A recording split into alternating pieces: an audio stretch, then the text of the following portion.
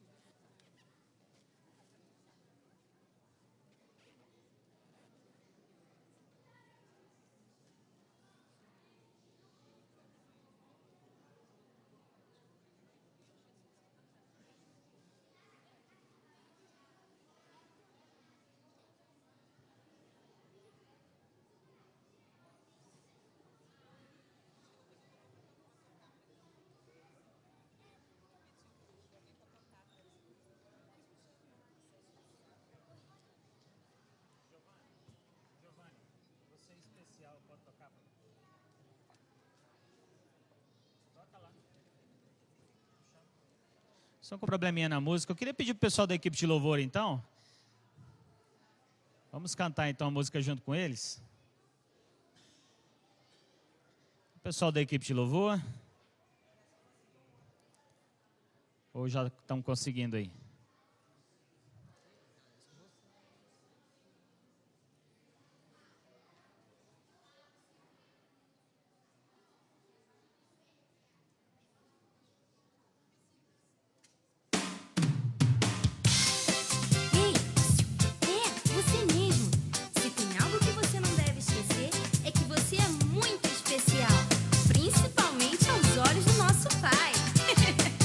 Você é especial.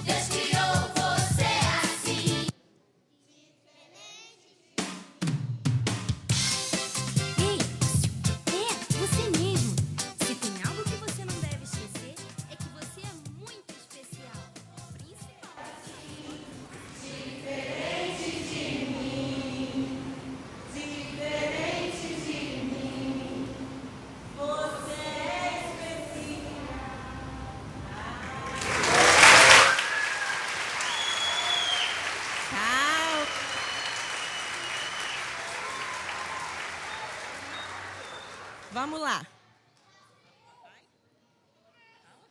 Papai é meu ouro. O meu pai é vencedor. Papai é fiel. Papai, eu te amo. Papai, eu te amo.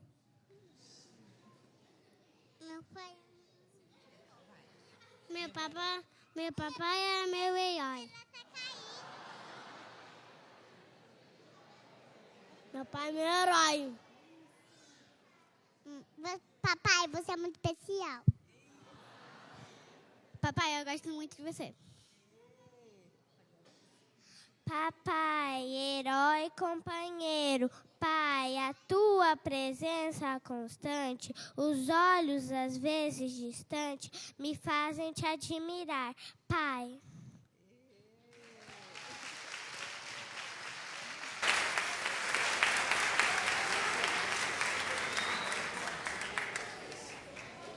Que maravilha, né, irmãos? Deixa qualquer um coruja, né? Agora nós vamos passar... todas as crianças agora estarão indo para um cultinho, um culto especial na linguagem deles. Então eu queria convidar para vir junto dessas crianças, todas as crianças até 10 anos de idade. Todas as crianças, por favor, os pais, direcionem para cá. Vamos estar orando com todos eles. As outras crianças que estão aí no banco também, pode vir aqui, que daqui eles já vão sair para ir para o culto na linguagem deles.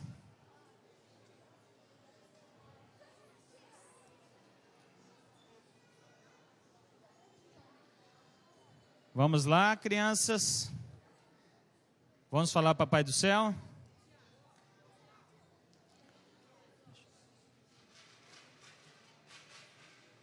Vamos lá, todas as crianças até 10 anos de idade.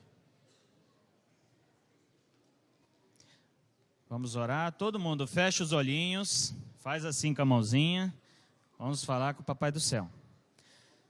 Senhor, nós queremos, ó Pai, em nome de Jesus, ó Pai, agradecer pela bênção, ó Pai, de poder ter as crianças aqui no nosso meio, Senhor. Muito obrigado, porque nós aprendemos muito com elas. E que o Senhor esteja, ó Pai, derramando as suas ricas bênçãos, ó Pai, sobre cada criança aqui, sobre cada família representada, cada momento desse culto, Senhor, os dízimos, as ofertas, que o Senhor esteja abençoando grandemente, Senhor, aqueles que devolveram os dízimos e as ofertas, e agora as crianças, ó Pai, que estarão indo para um culto na linguagem deles, ó Pai, que possam estar sendo ensinados pelos pais, o caminho que deve ser andado, Senhor, e mesmo quando for velho, eles não desviarão dele, ó Pai. E que o Senhor esteja abençoando grandemente, Senhor, cada pai aqui representado, cada família, Senhor, que o Senhor esteja abençoando, derramando as suas ricas bênçãos, ó Pai, sobre cada família, de cada criança aqui representada, Senhor. Em nome de Jesus, ó Pai, fala aos coraçõezinhos deles agora, ó Pai, que terão um culto especial na linguagem deles, ó Pai. E que a unção do Senhor e a bênção do Senhor, ó Pai, esteja sobre cada um, ó Pai, em nome de Jesus. Amém, Senhor. Amém. Podem sair aqui do ladinho ali, todo mundo.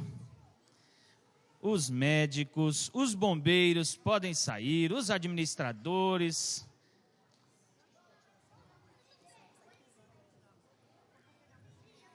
Os militares.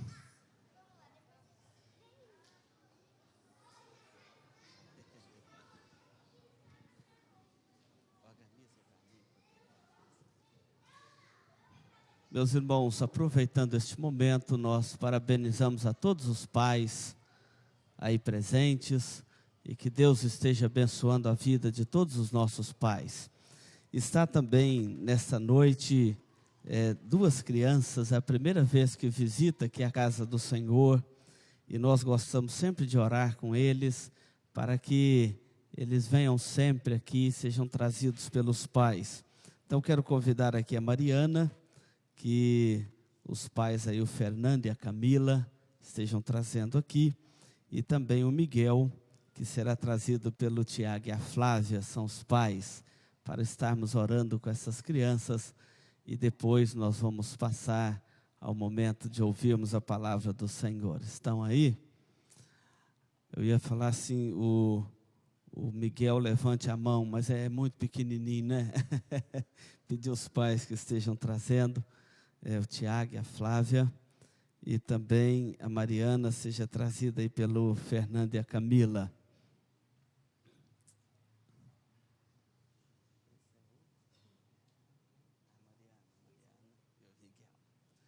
Misturando as crianças aqui, o Miguel e a Mariana.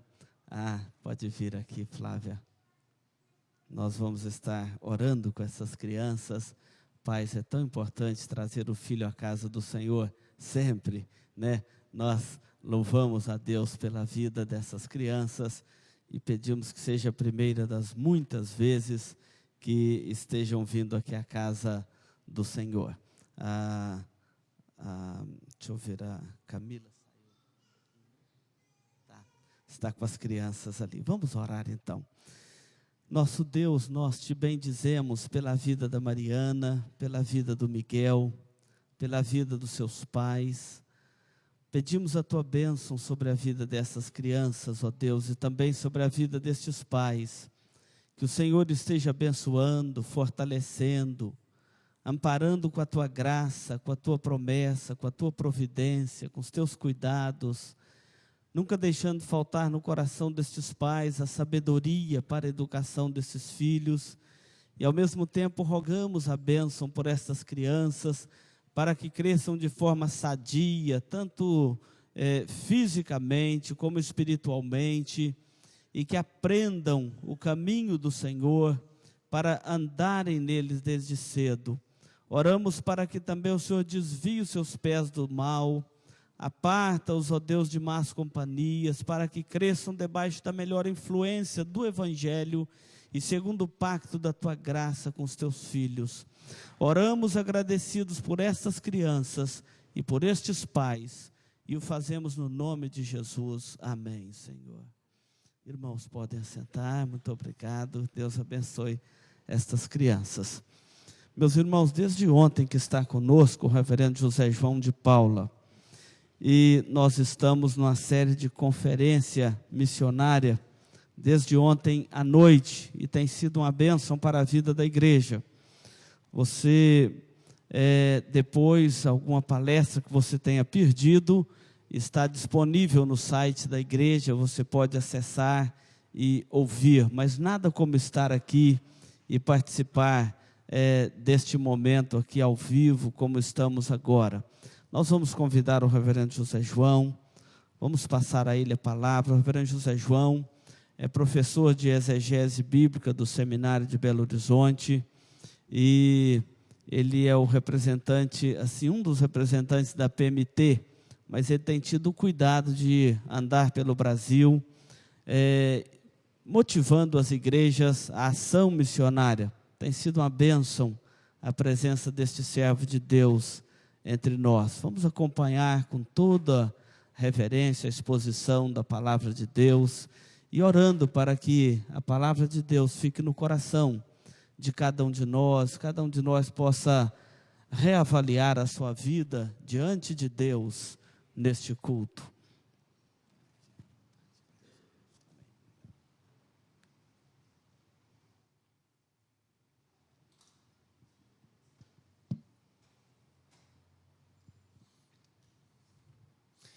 Meus irmãos amados, eu queria mais uma vez expressar minha grande satisfação de estar aqui nessa noite e gostaria de saudá-los em nome de Jesus, o nosso amado Salvador.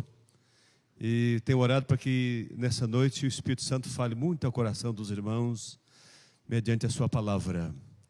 Deus, o único instrumento de Deus mudar o nosso coração é a sua palavra. Se Deus não nos mudar através da palavra do Senhor, nenhum instrumento mais Deus usará para nos mudar. E quando o Espírito Santo toma essa palavra e a aplica de forma poderosa, Deus pode mudar todo o rumo da nossa vida. Meu grande sonho, minha oração, já tenho orado a semana toda, tem cerca de 13 igrejas orando pelo culto hoje à noite aqui. E já oraram, eu tenho certeza que Deus está respondendo a oração desses irmãos em prol da nossa igreja nesse lugar. E Deus há de derramar seu Espírito Santo sobre nós nessa noite, enquanto a palavra é pregada, para que nós nos despertemos para o chamado do Senhor em nossas vidas. Irmãos, uma vida é preciosíssima, como um vaso que Deus está trabalhando para formar, através deste vaso, um grande instrumento do Senhor para a sua obra. E daqui a algum tempo, todos nós estaremos assentados no tribunal de Deus, cada um sendo julgado individualmente pelo seu chamado. Eu espero em Deus que o dia que Cristo voltar, e quando Deus abrir o livro da vida lá no tribunal, para o nosso juízo, que todos tenham a alegria de ter correspondido ao chamado do Senhor na prestação de contas. Muito cuidado, porque o Senhor está registrando cada item da nossa vida, e tudo isso são como os autos para o tribunal de Deus. E Deus estará manifestando tudo isso no seu tribunal. É assim que a Bíblia fala. Eu louvo a Deus, irmãos, porque estamos completando 152 anos em nossa igreja presbiteriana. E uma conferência dessa, junto com essa lembrança do aniversário da nossa igreja presbiteriana. Nossa igreja foi plantada com pequenos começos. Deus usou uma família muito nobre para trazer-nos o Evangelho. A família do reverendo Archibald Grant Simonton. O reverendo Archibald Grant Simonton chegou no Brasil dia 11 de agosto de 1859. Veio num navio mercante inglês e ficou atracado 24 horas no Porto do Rio. Dia 12 de agosto ele pisou em terras brasileiras. E a igreja marca o seu aniversário na chegada do missionário. Na verdade, a nossa igreja presbiteriana, ela foi organizada oficialmente dia 12 de janeiro de 1862. Nesse tempo, o reverendo Archibald Grant Simonton, como não falava ainda português, ele usou um navio chamado John Adams, que estava atracado, o navio desativado, lá no Rio, e nesse tempo ele pregava em língua inglesa para os ingleses americanos e outras pessoas que podiam ouvir em língua inglesa.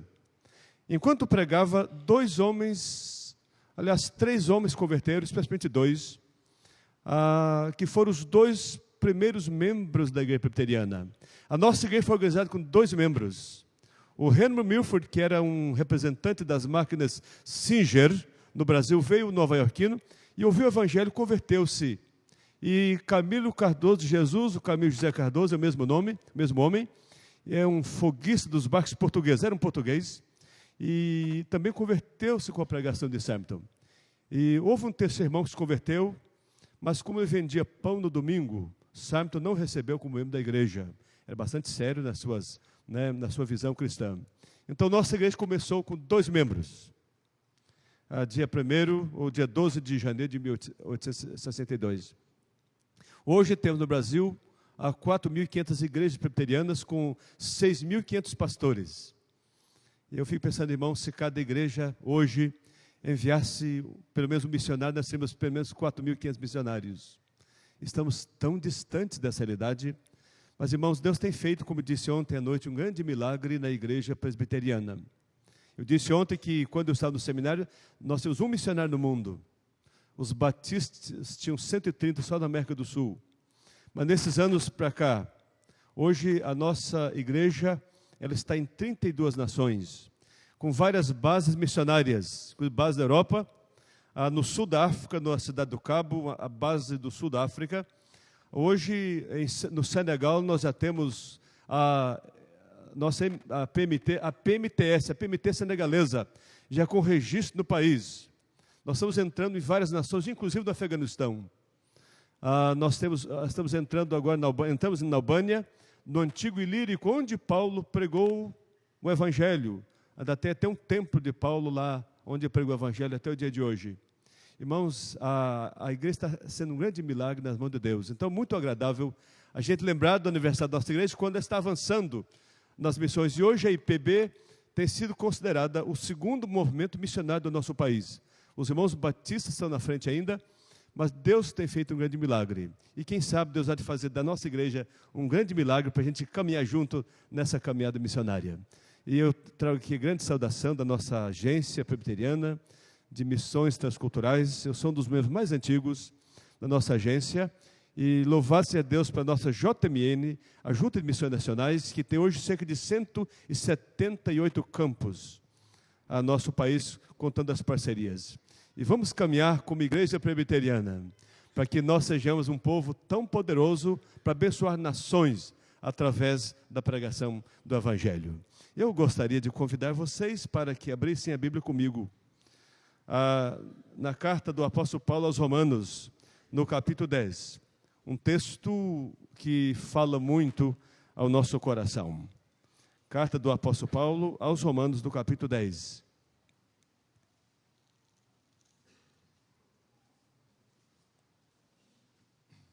Eu vou ler a partir do verso 6 até o 15. Enquanto os irmãos estão abrindo a Bíblia, muito importante lembrar do momento em que Paulo escreveu essa carta. Ele estava na cidade de Corinto. Os irmãos, ao lerem a segunda carta aos Coríntios, capítulos 8 e 9, vão ver ali Paulo, nesse momento, escrevendo a carta aos Romanos. E Paulo estava na Ásia, mas querendo transferir sua ação missionária para a Europa. E ele queria ir para a Espanha. Mas ele queria, indo para a Espanha, ele queria passar em Roma. Roma, naquela época, tinha mais de 1 milhão de habitantes. Tinha até mais de 10 edifícios de mais de 10 andares. Era o centro imperial. Muitos crentes da Ásia mudaram para Roma, a capital imperial. Mas, ali, quando vocês lerem o capítulo 16 de Romanos, vocês vão encontrar pelo menos 5 grupos da igreja cristã em Roma. Paulo quer ir para a Espanha, mas ele quer fazer da igreja cristã bíblica de Roma a sua base missionária para atingir a Europa, para a Espanha. Houve um documento escrito em 96, o pastor de Roma escrevendo à igreja de Corinto, chama a primeira carta de Clemente, essa carta foi traduzida para a língua portuguesa anos atrás, inclusive eu já li. E nesse documento, que até era canônico no Oriente, depois a própria igreja do Oriente, ela mudou de opinião, porque apesar de ter tantas citações bíblicas, mas não é inspirada. E nessa carta diz que Paulo realizou toda a obra que tinha que realizar na Espanha. E então, enquanto Paulo aguarda a reunir aquelas cestas básicas para levar para os crentes da Judéia que estavam com fome, Paulo escreve essa carta com um grande teor missionário, com um grande projeto para a Europa. Vamos ler então o verso 6 do capítulo 10. A segunda parte do versículo, Paulo diz: não perguntes em teu coração, quem subirá ao céu, isto é, para trazer do alto a Cristo, ou quem descerá ao abismo, isto é, para levantar Cristo dentre os mortos. Porém, que se diz? A palavra está perto de ti, na tua boca e no teu coração, isto é, a palavra da fé que pregamos. Deixa eu dar uma pequena explicação. Paulo diz para que a gente veja Cristo, não tem que tirar Cristo do túmulo onde ele foi sepultado, nem trazê-lo do alto para onde foi glorificado, porque seja visto. Mas Cristo é visto por meio da pregação da palavra. É assim que Cristo é visto, segundo o que Paulo está dizendo. No verso 9, Paulo diz: se com a tua boca confessares Jesus como Senhor, e em teu coração creres que Deus o ressuscitou dentre os mortos, serás salvo. Porque com o coração se crê para justiça, e com a boca se confessa a respeito da salvação. Porquanto a Escritura diz: todo aquele que nele crê não será confundido. Pois não há distinção entre judeu e grego, uma vez que o mesmo é o Senhor de todos. Eu gosto muito da expressão que vem a seguir, fala que Deus é rico para com todos os que o invocam. A palavra bem-aventurança significa o conjunto de todas as bênçãos que Deus tem para o seu povo. E que diz: Deus é rico para com todos aqueles que o invocam. Lá no verso 13 diz: porque todo aquele que invocar o nome do Senhor será salvo. Todo aquele que invocar o nome do Senhor será salvo. Vamos falar juntos? Todo aquele que invocar o nome do Senhor será salvo. Agora fale, se olhar na Bíblia, todo aquele que invocar o nome do Senhor será salvo. Mais uma vez, todo aquele que invocar o nome do Senhor será salvo. Depois dessa afirmação, Paulo faz 4 perguntas retóricas. Perguntas retóricas são perguntas em que nela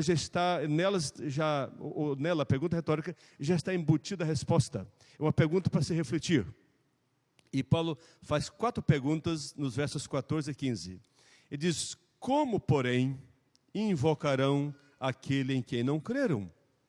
Essa é a primeira pergunta. A segunda pergunta: e como crerão naquele de quem nada ouviram? A terceira pergunta é: e como ouvirão se não há quem pregue? E a quarta pergunta: e como pregarão se não forem enviados? E ele cita Isaías 52:7, resumindo nessas palavras como está escrito: quão formosos são os pés dos que anunciam coisas boas. Amém. Amém. Irmãos, antes de ir para o seminário de Campinas, 1978, eu tinha feito o Instituto Bíblico Eduardo Lane. Aliás, a gente tem uma dívida àqueles que nos trouxeram o Evangelho.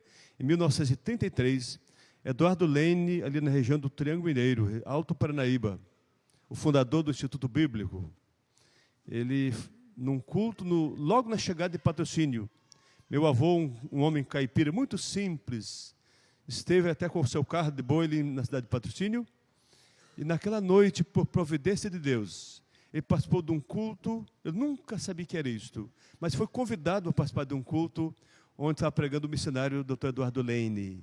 E assim a história começou na minha família, o Evangelho. A gente tem uma dívida muito grande com aqueles que Deus enviou para nos trazer a palavra de Deus, o seu Evangelho.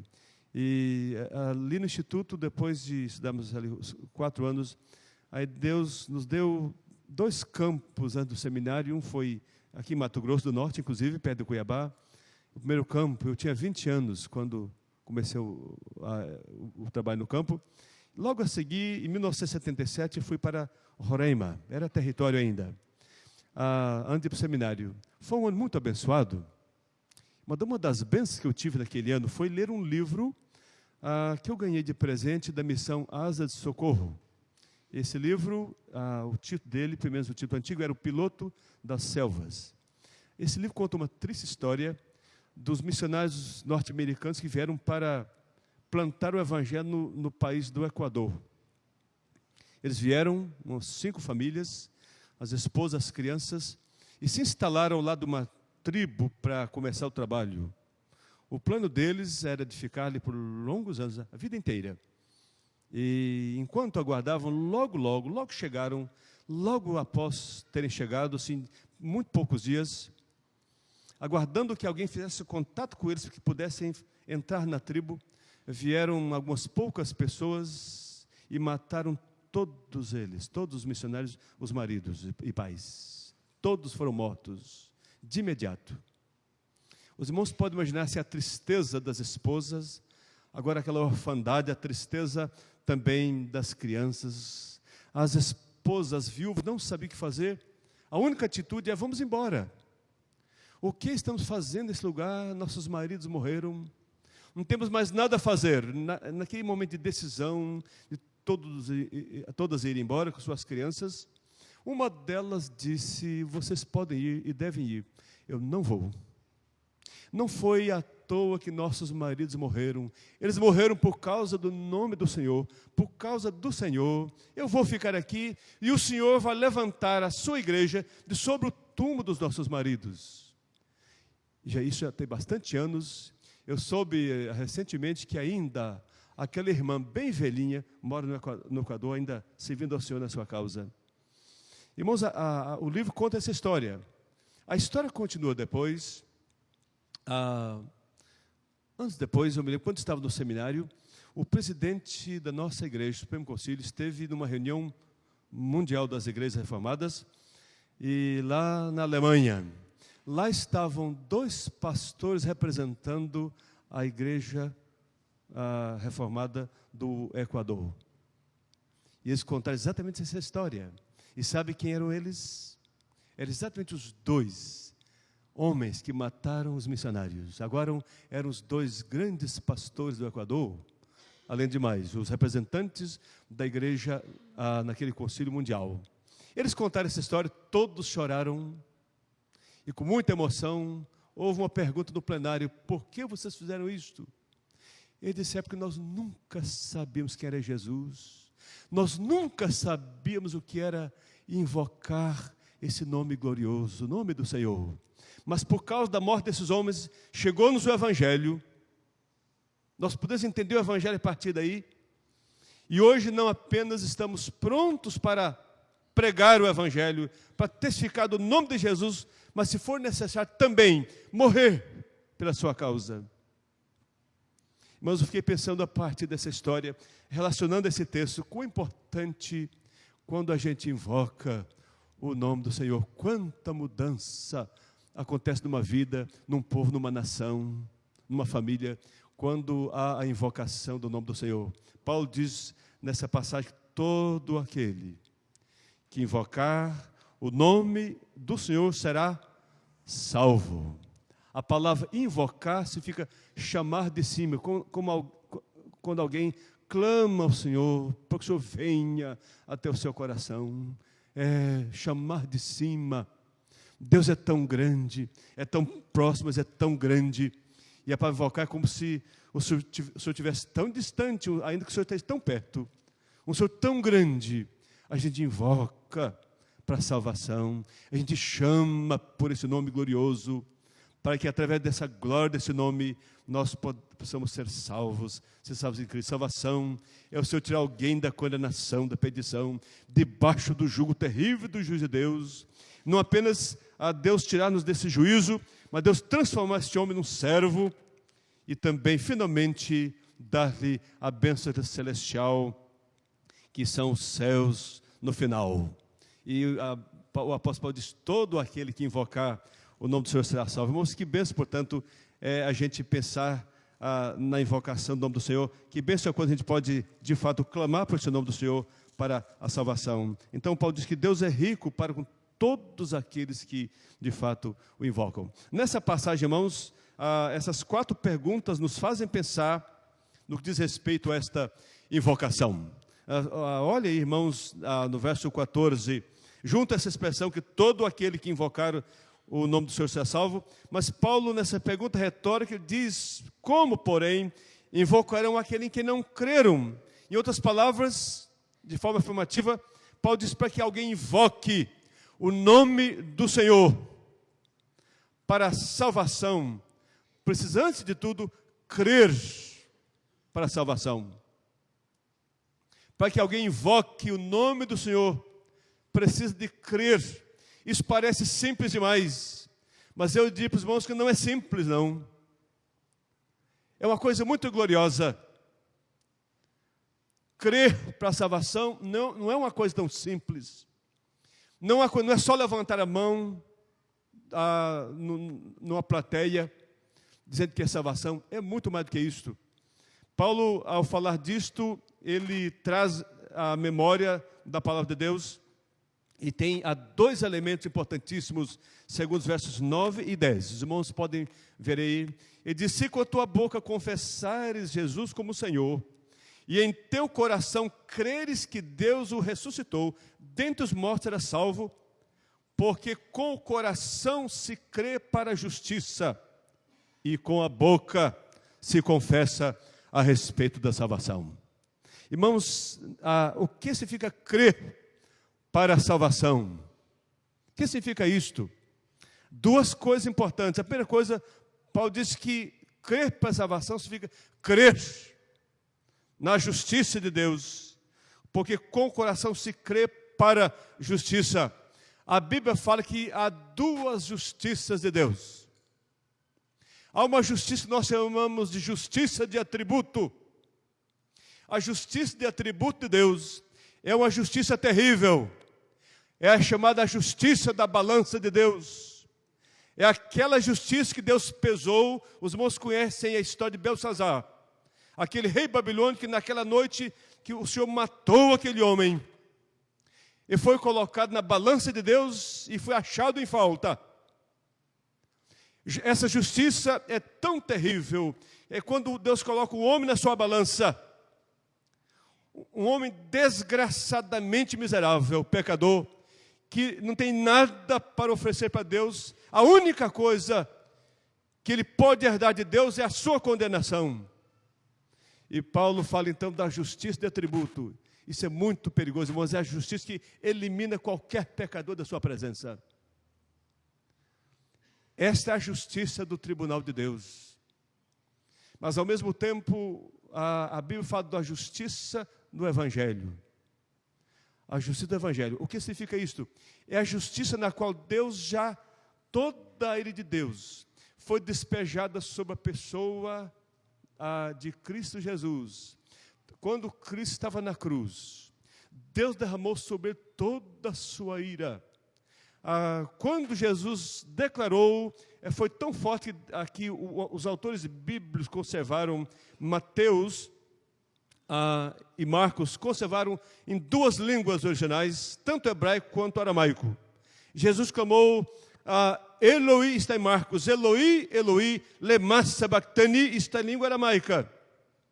Eloi, Eloi, lema sabachthani. E em língua hebraica, Eli, Eli, lema sabachthani. Foi tão assim, tão forte, que as expressões foram conservadas em duas línguas faladas pelos judeus. Naquele momento, Cristo gritou com desespero o seu desamparo de Deus. Deus estava despejando a sua ira sobre ele.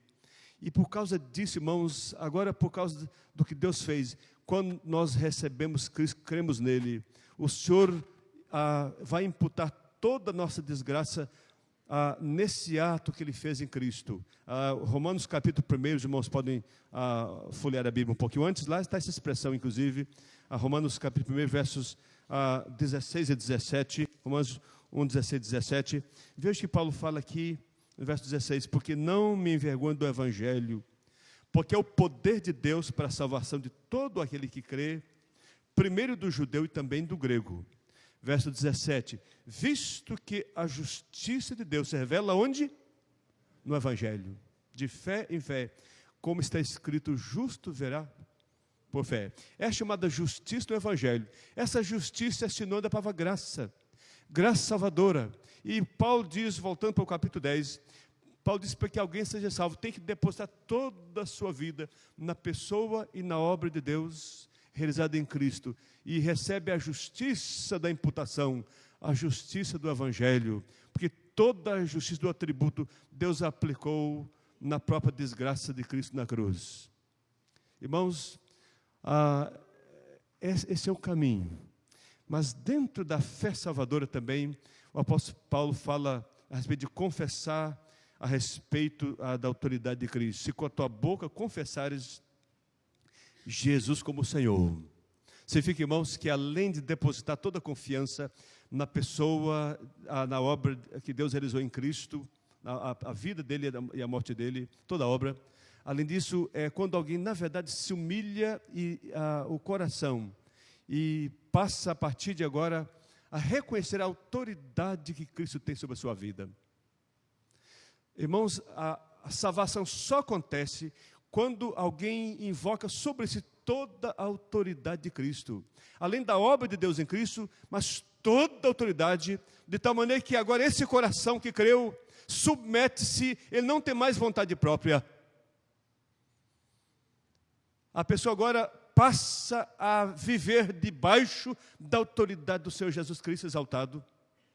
Portanto, irmãos, a fé salvadora envolve esses dois elementos importantes.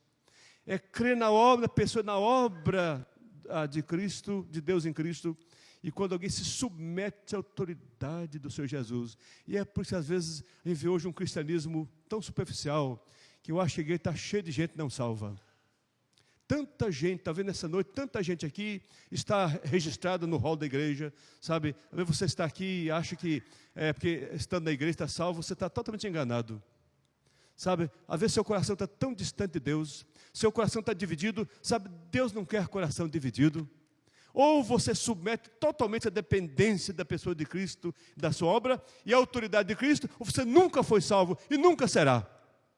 E é provável que vai ter grandes surpresas para muita gente. Sabe, quando a pessoa está enganada consigo mesma. Quantos jovens, quantos adolescentes, pessoas adultas, sabe, pessoas de idade, estão na igreja, estão longe do Senhor, nunca se renderam de fato a Cristo. Num culto missionário, num texto desse, por que eu estou dizendo isto? Mas isso é uma verdade para nós. Deus não tem outro evangelho para outras nações, para nenhum povo. Deus não tem outra receita para qualquer nação, senão esta. Deus não tem um evangelho para nós, um evangelho para outras culturas, para facilitar para a salvação. Irmãos, Deus tem esse único evangelho, que parece simples, mas ao mesmo tempo, esse evangelho, da obra do Senhor e da autoridade do Senhor, esse é o único evangelho que salva. Portanto, Paulo diz nessa carta, como, porém, invocarão aquele em que não creram? O Senhor não tem outro evangelho para os povos. Esse mesmo evangelho de crer e depender da pessoa e da obra de Cristo, da submissão à autoridade de Cristo. Uma vez, estando na Bolívia, na região de Quillacollo, Cochabamba, a região dos Quechuas, na Bolívia, e eu queria conhecer uma família bem Quechua. E o Guilhermo, que era um presbítero, que tornou-se pastor depois, e disse, há uma família que nem fala língua espanhola aqui bem Quechua, e vamos lá então. É uma família recém-convertida, e quando entramos na casa daquela família, fomos direto para o quarto, lá que recebia a gente, é no quarto, ao invés de na sala, e eu falava do evangelho para a família, e o Guilherme traduzia para a língua Quechua. Mas enquanto eu falava, aquela senhora com a sua nora, e a criancinha estava lá, elas faziam com a cabeça assim. Depois, em Quechua, a mulher disse, este é o mesmo Jesus que nós entendemos, que nós cremos. Eu pude entender assim, quanto a Cristo pode ser compreendido, essa verdade pode ser compreendida em qualquer cultura, em qualquer língua. Deus não tem outro evangelho. Esse é o único evangelho e é o evangelho completo para a salvação dos povos. Para que alguém invoque o nome do Senhor, portanto, precisa de crer.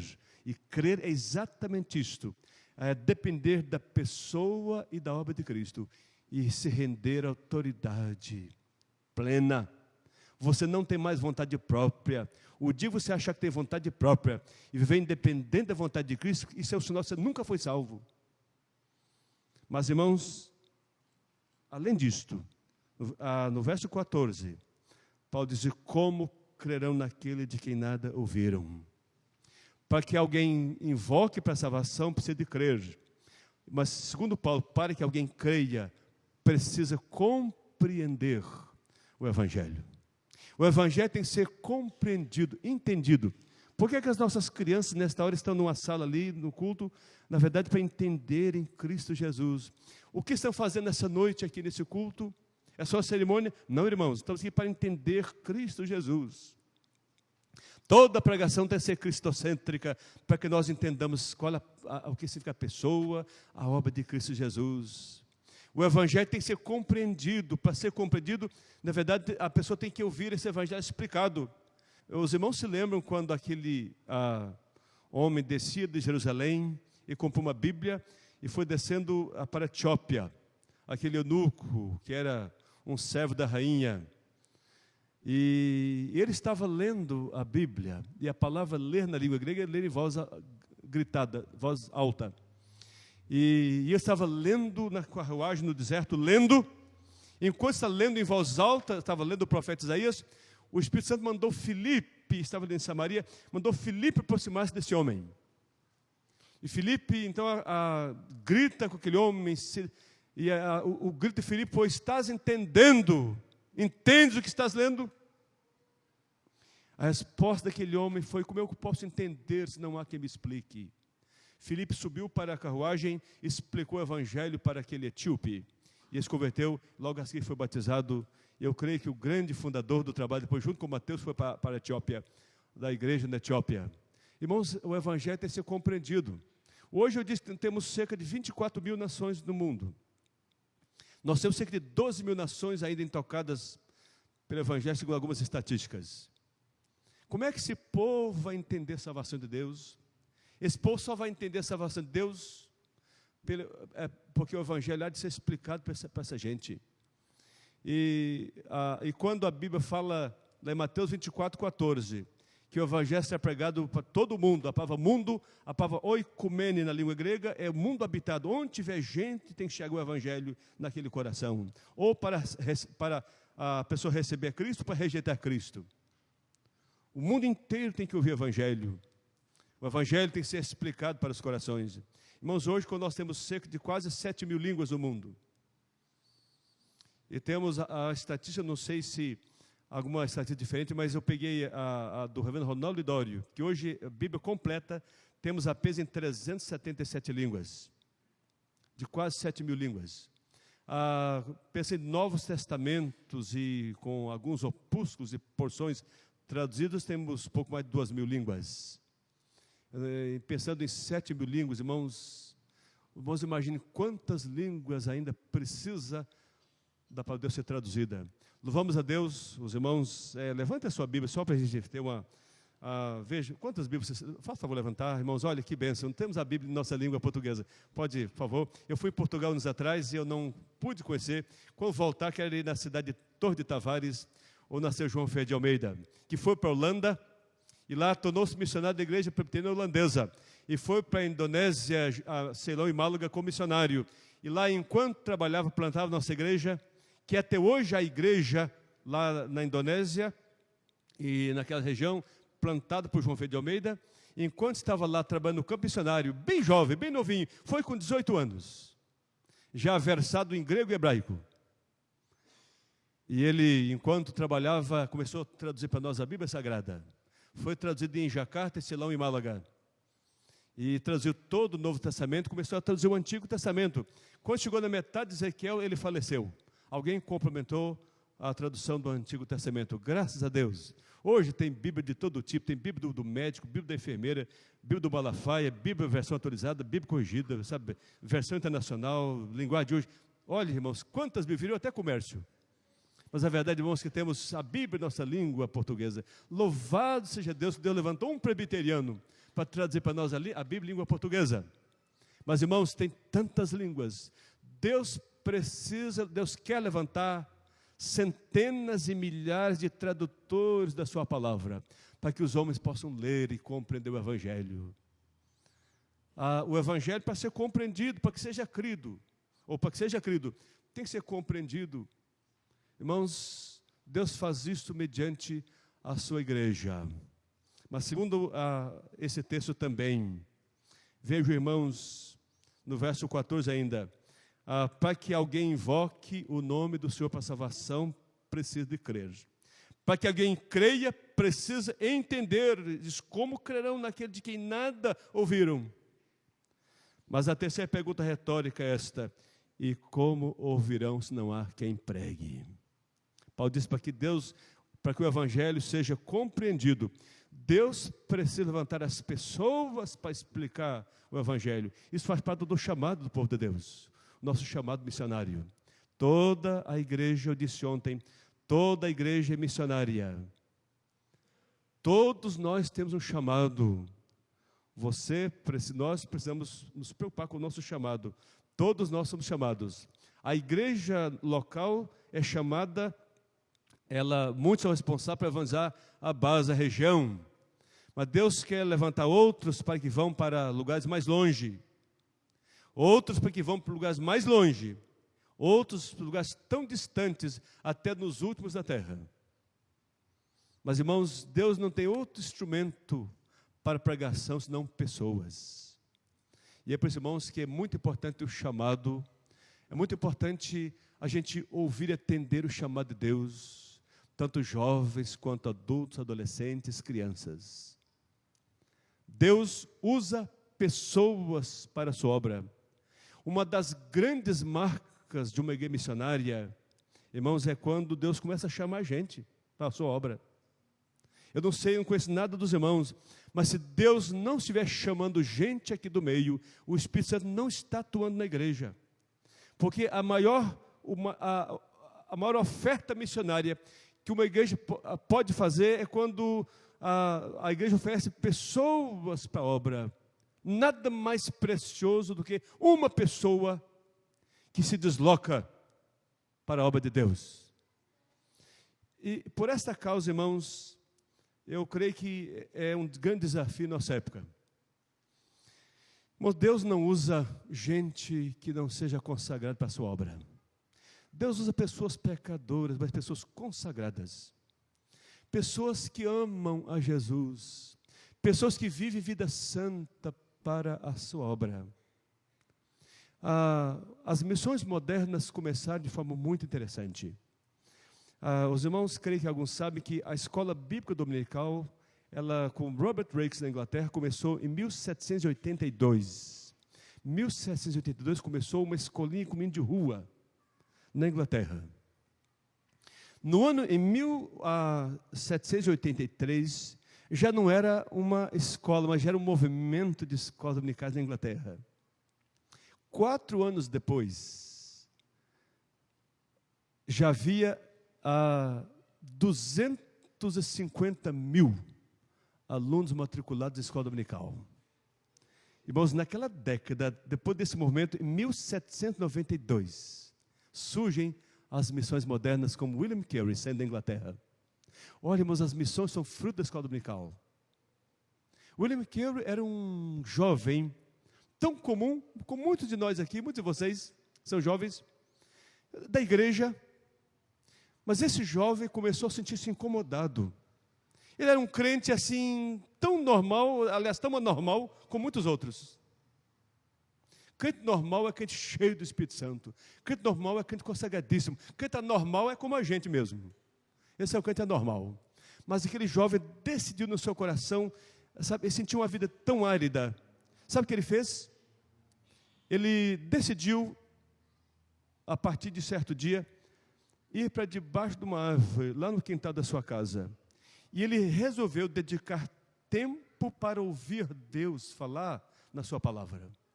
Começou a ler a palavra de Deus, não só para leitura, sabe, não só para dizer, eu li de capa a capa a Bíblia, não, é para buscar Deus e a sua vontade na palavra. Mas depois de ler bastante a Bíblia, ele também começou a orar por longo tempo. Deus não responde essas orações relâmpagos. Oração, biblicamente, tem que ser com longo tempo, para gastar tempo diante de Deus, para Deus trabalhar conosco. E esse jovem começou a gastar tempo na presença de Deus. Isso levou longo tempo até que Deus humilhasse o seu coração. Um dia, enquanto lia a Bíblia, orava lá debaixo daquela árvore no seu quintal, o Espírito Santo tocou no seu coração e ele sentiu o chamado missionário. Apresentou-se à sua igreja, o seu pastor ficou muito triste com aquilo. Ali na Inglaterra, disse, meu filho, Deus é soberano, não vá não, fique aqui, se Deus quiser fazer essa obra, ele vai levantar outro. É quase um conselho diabólico. Mas foi isso que o pastor disse, um pastor sem visão nenhuma, mas ele com lágrimas insistiu, e a igreja enviou William Carey para a Índia. Foi um verdadeiro cientista na Índia. Assim abriram as missões modernas. Mas depois de muita consagração, de busca do Senhor, é que Deus tocou no seu coração. Eu fui pensando, irmãos, é um desafio hoje para Deus chamar jovens, chamar adultos, chamar adolescentes, porque, irmãos, estão numa época muito difícil, de um povo totalmente secularizado. Um povo que está na igreja, mas que abandonou o Senhor. Hoje, eu disse até ontem, uma coisa muito difícil hoje, é você ver, por exemplo, pensa hoje nos adolescentes. Qual adolescente? Eu não conheço, a não ser que Deus tenha um milagre em alguma vida. Qual adolescente é capaz de desligar toda a sua internet e tudo mais, e ficar num quarto sozinho, mas sozinho mesmo, como Jesus disse, é para entrar e fechar a porta. Nem com o celular ligado, atualizando isto, nada. E ficar na presença do Senhor, buscando o Senhor. É só dessa maneira que o Senhor toca no coração. Qual adolescente hoje, você que é pai do adolescente, a não ser que haja um milagre em sua casa, mas os adolescentes estão na igreja, mas estão distantes do Senhor, não querem nada com a palavra, eles conhecem tudo, até sobre sexo, eles sabem de tudo, sobre camisinha, sobre tudo, só não conhecem a presença do Senhor. Como é que o Espírito de Deus vai chamar adolescente para a sua obra? Esse povo tão afastado de Deus. Vou pensando nos jovens. Como é que Deus vai chamar jovens para a sua obra? Jovens tão secularizados, sabe, sejam universitários ou não, eles sabem tudo sobre o mercado de trabalho, sabem tudo o que querem, só não sabem quem é o Senhor. Hoje é muito difícil ver um jovem também se trancar num quarto, para ficar na presença do Senhor, dentro da sua palavra, em oração, para que Deus lhe consagre. Irmãos, é muito difícil. Talvez não tenha nenhum em nosso meio, a não ser que Deus tenha um milagre especial no coração do jovem. A juventude está distante do Senhor em nossos dias. Como é que Deus vai chamar especialmente os jovens? Cristo usou, sabe, a obra do Senhor, a obra missionária, a obra do Senhor é feita para os jovens especialmente. Quem morreu na cruz foi um jovem de 33 anos. Os apóstolos eram jovens. As missões começaram com jovens. Os seminários estão cheios de jovens. O jovem é uma grande mira nos olhos do Senhor para a sua obra. Se os jovens daqui se consagrarem, dentro em breve vai haver uma revolução missionária nessa igreja. Os adolescentes. Mas, meus irmãos, hoje quando nós pensamos os pais, estamos no dia dos pais. Que bênção. Quantos nós aqui nessa noite somos pais, né? Pode as mães também levantar as mãos, deixa eu ver quantos são pais e mães aqui. Olha, eu tenho também a honra de ser pai de 8 filhos. Eu digo 8 porque são 4, mas minhas filhas já têm 2 filhos, então somos 8, né? São filhos dos filhos, a Bíblia fala, e eu cuido, irmãos, eu oro para meus filhos de 1 a 5 vezes por dia, todo dia, consagrando e pedindo que o Senhor levante meus filhos para a missionária. Hoje eu orei várias vezes, tanto de manhã quanto agora antes do culto, para que, indo para a igreja, que eles entendam o evangelho pregado. Todos são crentes, tá? Mas eu clamo a Deus dia a dia para que Deus consagre. Minha filha, uma delas, falou assim: meu pai, jamais eu penso meus filhos ser missionários, porque vou ficar sem eles. Eu disse: minha filha, eu estou orando. Agora, você não pode interferir na minha oração, não é? Então, aguarde que o Senhor vai fazer isso, né? Mesmo, depois Deus vai mudar seu coração também. Mas, irmãos, que tristeza. A ver nossos filhos são frios na fé, sabe por quê? Que nós pais reproduzimos isso para nossos filhos. Até estou lançando um livro agora, final do ano, chama Filhos Diante do Espelho. Porque quem reproduz, irmãos, no coração dos filhos, a bênção da consagração e tudo mais, são os pais. A vida moral, a vida espiritual, são os pais que reproduzem no coração dos filhos. Hoje também eu diria para os irmãos uma coisa: é muito difícil um pai, uma mãe, que se fecha num quarto, e os filhos sabem disto, se fecha para buscar o Senhor. É muito difícil. Um pai que é conhecido pelo filho como homem de Deus, um homem padrão, um homem coluna da sua fé, esse homem que se fecha num quarto por longo tempo, e os filhos sabem disso, para buscar Deus. É muito difícil. É muito difícil hoje os filhos terem uma mãe que faça isto. Que tristeza. Faltam pais de referência, gente de Deus, porque Deus usa o lar. O maior campo onde Deus chama as pessoas é nas famílias. E igrejas são famílias reunidas. Meus irmãos, se as famílias se consagrarem, vai haver uma grande diferença. Hoje é muito comum, por exemplo, os filhos, o que escolher dos pais é os pais que vivem diante das novelas, assistindo as novelas mais pecaminosas, os programas pornográficos. Sabe, é isso que nossos filhos conhecem de nós como pais. Eu diria assim: como é que Deus pode entrar na sua casa, fazer uma revolução para chamar gente para a obra, se vocês pais vivem diante das coisas pecaminosas, dando gargalhada com os filhos dos programas pornográficos? Como é que o Espírito de Deus vai atuar nessas casas, meus irmãos? Eu digo: você que é filho, que é uma vergonha, mesmo seu pai esteja aqui, sua mãe, é uma vergonha você ter um pai, você não conhece como homem de Deus, nem como mulher de Deus, é uma vergonha, é uma tristeza que você tenha pais assim. Se Deus mudar nossos lares, se Deus mudar a vida dos pais, Deus vai começar uma grande obra. Os irmãos conhecem, eu não vou citar toda a história, mas a vida de Susana Wesley. Susana Wesley foi uma mulher da Inglaterra, eu já li bastante coisa sobre ela.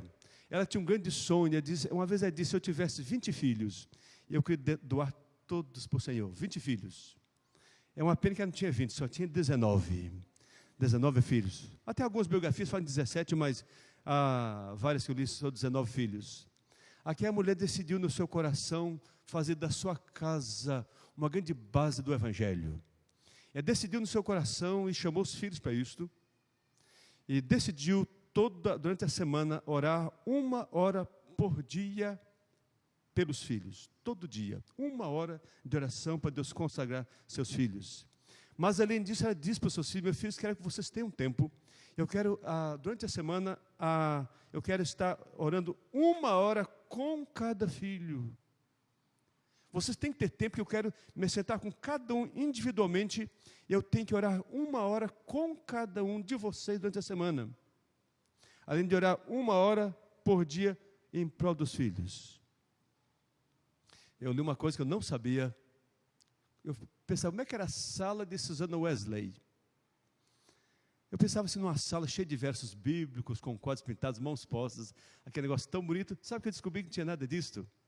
Sabe, depois de arrumar lá na sua casa a cozinha, que a meninada ali perto dela, e sabe o que ela fazia? Sentada no seu simples banquinho, a sala de oração dela chamava-se avental. As mulheres bem conhecem.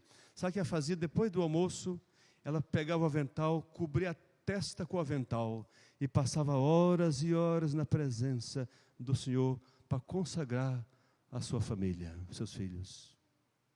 Até contas, porque ela diz: meus filhos, se porventura, ela diz, quando eu estiver falando com o Senhor, não me chamem, não fiquem perto de mim, não cochichem, não me chamem em hipótese nenhuma.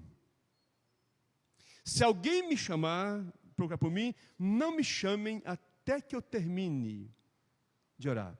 E aí chegou a dizer: meus filhos, se porventura, se eu estiver orando, se porventura algum de vocês morrer, não me contem antes de eu terminar de orar. Um dia, essa mulher foi conhecida como um parâmetro na Inglaterra, mas um dia chegou uma carruagem lá, e alguém disse: olha, vem falar com a sua mãe. Um dos filhos falou assim: minha mãe não pode atender ninguém agora. Minha mãe está falando com o Senhor. Não vai, diga para a sua mãe que tem muita urgência. Eu falei: minha mãe não atende ninguém com urgência. Depois que ela começa a falar com o Senhor, não tem urgência para ela. Então vai, diga para a sua mãe que o rei da Inglaterra quer falar com ela. O meu falou assim: minha mãe está falando com alguém muito mais importante que o Senhor, né? Só quer aguardar minha mãe parar de orar, e eu não vou chamá-la. Era assim essa mulher. Irmãos, no século XVIII, a Inglaterra estava se armando uma revolução, uma guerra civil. A família Wesley entra na Inglaterra e muda toda a nação, juntamente com Whitefield, que pregava de 6 a 10 vezes por dia na Inglaterra. Uma família abençoou uma nação. Abençoou uma nação. Meus irmãos, o que Deus há de fazer em nossas casas? Enquanto Deus não mudar a vida dos pais, Deus não vai mudar a vida dos filhos. Nós que somos pais vamos prestar contas.